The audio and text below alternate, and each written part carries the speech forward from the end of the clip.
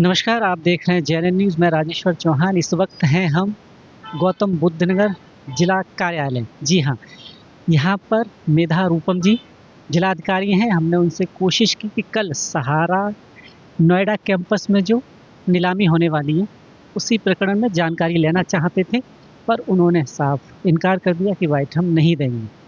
अब कल नीलामी में क्या होगा, क्या प्रक्रिया है, हमारा भी यही मत था। हम ये जानना चाह रहे थे उनसे कि कल जो नीलामी है क्या उसकी प्रशासनिक पूरी प्रक्रिया जो होती है वो पूरी हो गई है और नीलामी है भी या नहीं है, क्योंकि अभी तक ऐसे कोई नोटिफिकेशंस नहीं आ पा रहे हैं। डेट तो बहुत पहले ही अनाउंस कर दी गई थी कि सहारा नोएडा कैंपस की नीलामी है, और नीलामी इसलिए है क्योंकि 265 दिन से वहाँ के जो कर्मचारी हैं वो हड़ताल पर बैठे हैं, धरना पर बैठे हैं, और उनकी मांग सिर्फ इतनी है कि उनके सालों के जो बकाया हैं वो उनकी सैलरीज और जो ड्यूज़ हैं वो उन्हें दे दिए जाएं।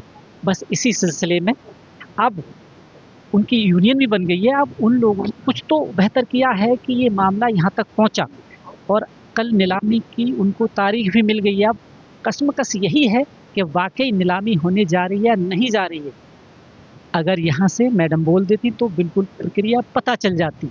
अब कल नीलामी होगी, हम वो भी दिखाएंगे। अब देखना है कि आगे क्या हो। मैडम, कल नीलामी है, क्या कहना चाहती हैं? सहारा इंडिया परिवार जो सालों से रोजगार का एक जरिया बना हुआ था, ऐसा दिन आ गया।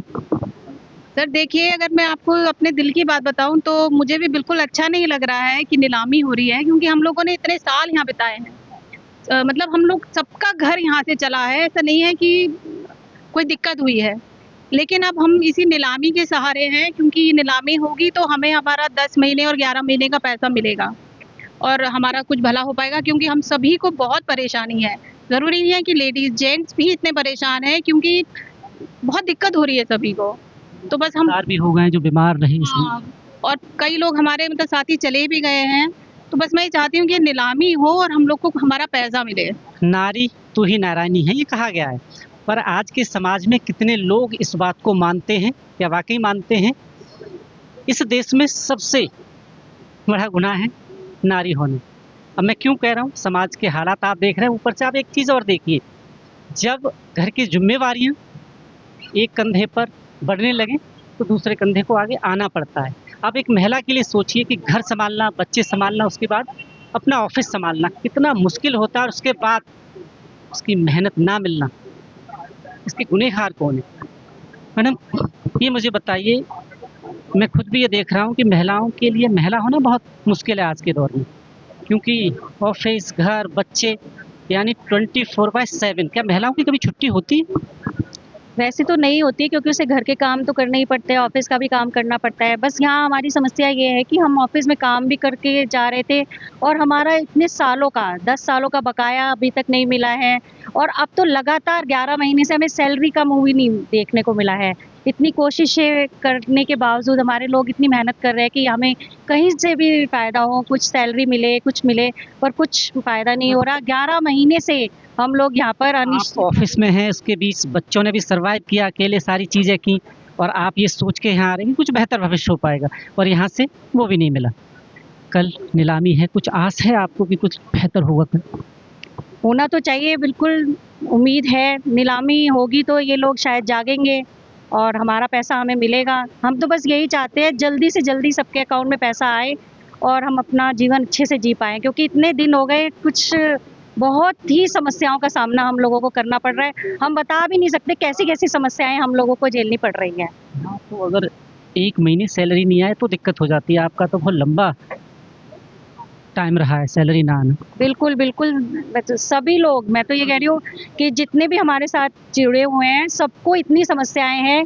अगर कोई बताने बैठे ना तो महीनों बीत जाएँगे अपनी-अपनी समस्याएँ बताने लगे। और यहाँ पर मैं यही कहना चाहूँगी कि भई हम जल्दी से जल्दी भगवान से प्रेयर करना चाहते हैं कि हम लोगों आप को महिला हैं, मैं आपसे एक चीज़ जानना चाहूँ, इस वक्त यहाँ की जो डीएम है ना, वो महिला है, एक महिला डीएम है यहाँ की फ़िलहाल, क्योंकि कहा ये जाता है कि एक महिलाओं का दर्द बहुत अच्छी तरह समझ सकती है। क्या कहना चाहेंगी आप आज उन डीएम साहब से डायरेक्ट? मैं डीएम साहिबा से यही कहूँगी कि भई हमारा दर्द भी समझे। वैसे उन्होंने समझा है, हमारी चीज़ों को समझा है। उन्होंने हमारा ये जो सील हुआ है, वो डीएम साहिबा की वजह से ही हुआ है। पर मैं उनको फिर भी एक बार रिक्वेस्ट यही करना चाहूँगी कि हमारी और जल्दी से जल्दी समस्या सुनी जाए और हम लोगों को कहीं से भी फाइनेंशियल हेल्प जैसे वो दिलवा सके वो दिलवाएं। सहारा समय यूनियन के अध्यक्ष हमारे साथ हैं। अब आप देख लिए विडम्बना, ये यूनियन बनानी पड़ी इनको, और इनसे ही पूछते हैं कि दुबे साहब, लड़ाई बहुत लंबी चलेगी, बहुत लंबी चलेगी। और इतनी लंबी चलेगी कि कुछ साथी भी चले गए दुनिया से। बिल्कुल काफी सारा हमारे भाइयों मैं ये जानना चाहता हूँ, कल का समय आ गया, जी 7 तारीख, ये 7 तारीख। दुख की भी बात है आपके लिए, कोई खुशी की नहीं है, खुशी क्योंकि की किसी नहीं है। मैनेजमेंट को जो कर्मचारी होता है वो खुश नहीं होता। कुछ नहीं होता है। तो कैसे देख रहे भाई, हैं? हम लोगों के बच्चे यहीं से पले हैं। जी, बच्चे जो हम लोगों के जवान हुए हैं, पढ़े लिखे, जो हम आज दिख रहे हैं, इस सहारा की वजह से ही सबका परिवार चल रहा था। ये कुछ मैनेजमेंट के गंदे लोग आ गए थे, उनके वजह से यह त्रासदी आई। उन्होंने पैसा देना नहीं चाहा, हम लोगों को यूनियन बनाना पड़ा। 265 दिन से हम लोग बैठे हैं धरने पे, कोई हम लोगों का पूछने वाला नहीं है। लेकिन हाँ, प्रशासन का भरपूर साथ है, भरपूर। 7 तारीख को कल नीलामी है। अभी देखिए 34 करोड़ कुछ का अभी रिकवरी पीएफ ऑफिस, 196 प्लस 4, 200 लोगों का पीएफ का भी नोटिस चस्पा हो गया, और 200 लोगों का ही है।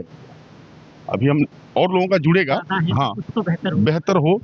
और कल नीलामी है, प्रशासन हम लोगों का भरपूर साथ दे रहा है, हम लोग प्रशासन के कृतज्ञ हैं। मैं प्रशासन की बात करूं, प्रशासन भी साथ उन्हीं का देता है जिनके डॉक्यूमेंट सही हैं, सही है। क्योंकि सीधी सी बात है, आपके सही थे, शायद उन्होंने पूरा वेरीफाई किया, पढ़ा उसको, तभी शायद आपके सपोर्ट में है। हम लोग लोअर कोर्ट से गए, हम लोग पहले डीएलसी गए, डीएलसी के बाद लेबर कोर्ट गए 53, उसके बाद हम हाई कोर्ट गए, उसके बाद हम सुप्रीम कोर्ट गए। हम सीढ़ी बाई सीढ़ी चढ़ते गए, इन लोगों को मौका दिए नहीं।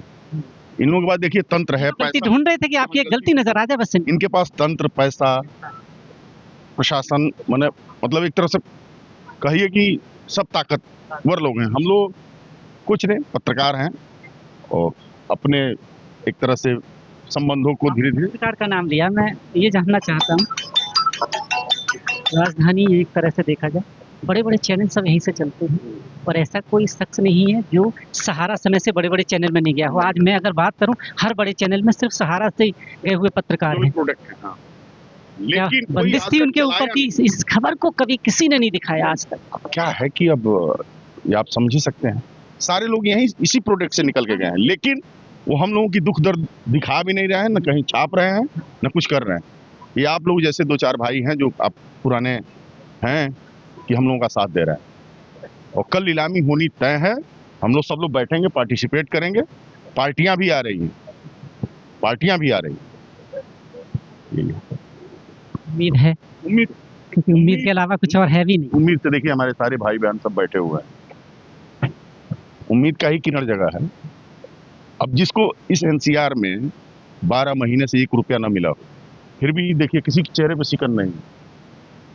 ये आपकी शायद एकता ही थी जो इसको यहाँ तक ले आए शायद, सबका पर तोड़ने की कोशिश तो बहुत हुई, बहुत बहुत कोशिश। पैसे से खरीदना चाहे, बातों से खरीदना चाहे, बाहर बुलाना चाहे, ऑफर भी आ गया था, बहुत सारा ऑफर आया, लेकिन हम लोग भाई ऑफर में बिकने वाले नहीं। ऑफिस अभी तक सील है, जो सील किया था उस वक्त जब मैं आया था। सील है पूरी ऑफिस सील। तो आप देख रहे हैं JNN न्यूज़। बहुत बहुत धन्यवाद। गौतम बुद्ध नगर जिला अधिकारी ऑफिस।